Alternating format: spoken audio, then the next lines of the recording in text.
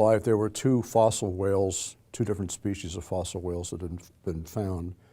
And everyone assumed that they had descended from land animals, everyone who believed in evolution. But there were no intermediates until the 1990s, when a small, about a wolf-sized land animal was found in Pakistan that didn't look at all like a whale, but it had a bone in its ear, in its middle ear, that up to that point had only been found in whales and dolphins, which go by the Latin name cetaceans, from the Latin word for whale, cetus. So this wolf, solely on the basis of that ear bone, was named Pakicetus, or Pakistani whale, even though for all other intents and purposes it was like a wolf. So it became the supposed ancestor of whales, and in the years following, other fossils were found, mostly around Pakistan, well, for example, one was found that had feet, walked on all fours, but it had a long tail like a river otter as well. And it was named Ambulocetus natans, or walking, swimming whale. And then some other fossils were found, and pretty soon there was a series of them. And the ones between Pakicetus and the modern fully aquatic whales were called walking whales because they had feet and were apparently able to walk on land.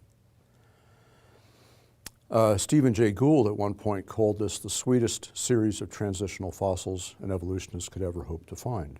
So in my book, Zombie Science, I have a chapter on the so-called walking whales.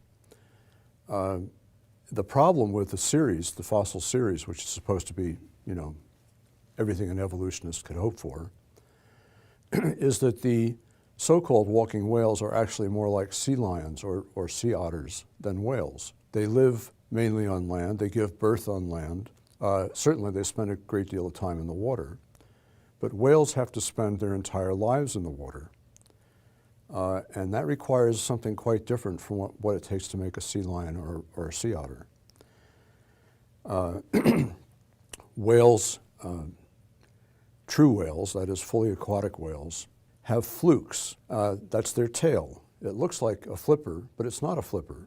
It's not a passive piece of skin like a skin diver's flipper would be. It's actually full of tendons that connect it to muscles in the back of the whale, in the tail, the full tail. And the fluke is therefore active in driving the whale through the water. It's not just a passive flipper. The whale's lungs are very different from land animals. They actually collapse when the whale dives. They have liquids inside them that enable them to reinflate very rapidly when the whale comes to the surface.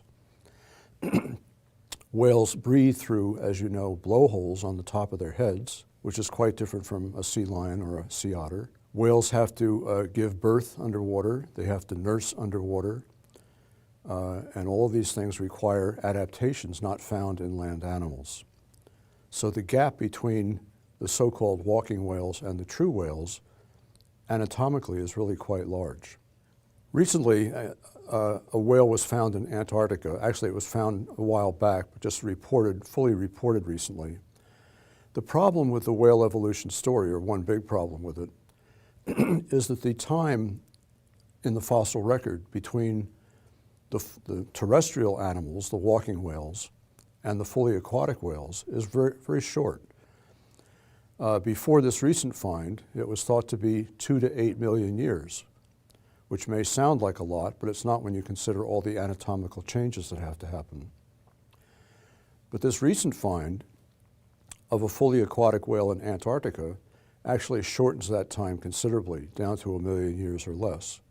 So in a very short period of time, these animals had to turn from living mainly on the land to living entirely in the water.